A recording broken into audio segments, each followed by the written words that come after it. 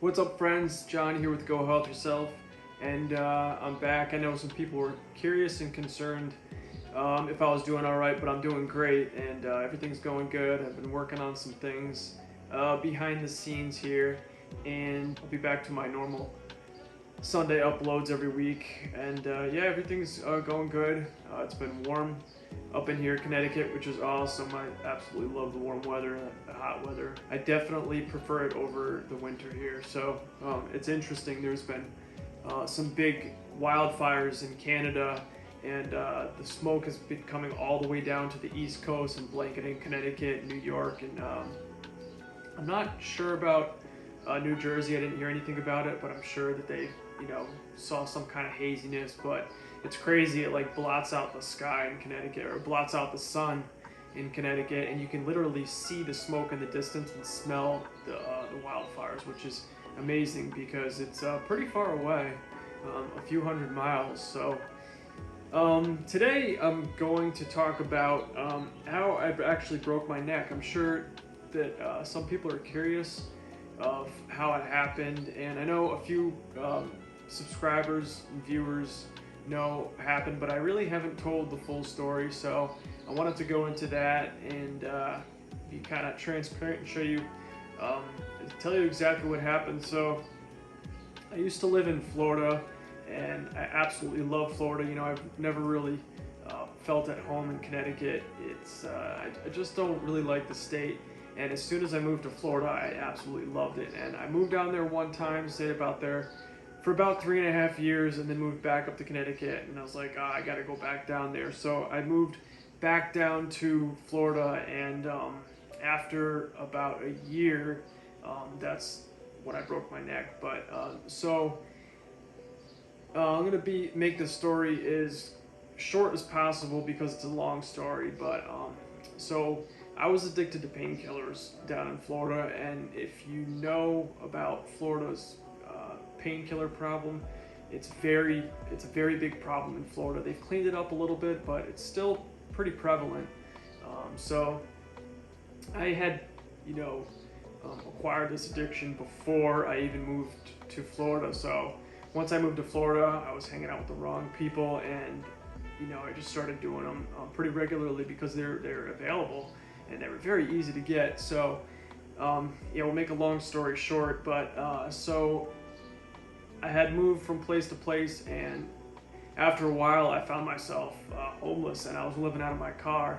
And then I had an issue with my car where I had a flat tire, so I just had to leave the car. And I was doing temp work, which is temporary work, and someone actually hired me on the side. Bonadeo Boat Works, they were building a new shop for boat fabrication.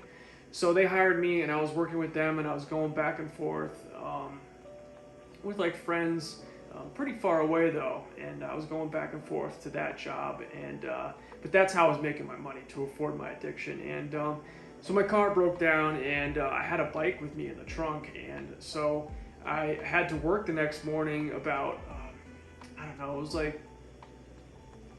was like 40 or 60 miles away, and I was hanging out with a friend, and of course I was doing pills, and just wasn't in my right mind. And about like, it was like midnight, I started to ride down to Fort Pierce, where I had to be to work the next morning. And so I was riding my bike down to Fort Pierce, and about halfway I was like exhausted. So I stopped in a little town called Stewart, and was near the I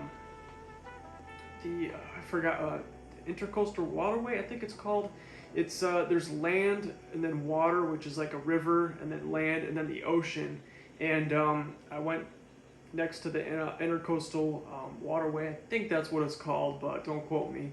And I had found a little park bench in a little park area, and for some reason I was like nervous that I was gonna get jumped. I don't know what it was. I don't know if I was like delusional because I was, had done painkillers that day, and I just wasn't really in my right mind. But I didn't want to sleep on the bench, so I decided to climb a tree to sleep in a tree. You can obviously see that doesn't make any sense. So I did that, and about, I don't know how long, I ended up falling asleep in the freaking tree, and I fell out of the tree and broke my neck there. So I knew exactly, it was like 3 in the morning. I knew exactly what had happened. I was like, I'm pretty much effed. Like, I can't move. I knew I was paralyzed, and I was there for like, it had to have been 4 to 5 hours just yelling. And so the sun started to come up, and a guy was walking his dog, and he came over. I remember the dog like sniffing my face, and he's like, "Oh, are you okay?" And I was like, "No, I think I broke my neck, and this is not good." So he called, 911, and I remember hearing the ambulance, and then that was it. I was so exhausted from yelling and trying to stay awake. I mean, my breathing was okay. It hadn't really affected me yet, which was interesting. I don't know why, but so I passed out when I heard the ambulance because I knew I was good. And then they brought me to one hospital, and they're like, "Yeah, this is a big issue." So they flew me to another hospital, Lawnwood Trauma Center in Fort Pierce. And from there, I woke up, and yeah, I pretty much knew what happened, and they explained it and all, and that's how it happened.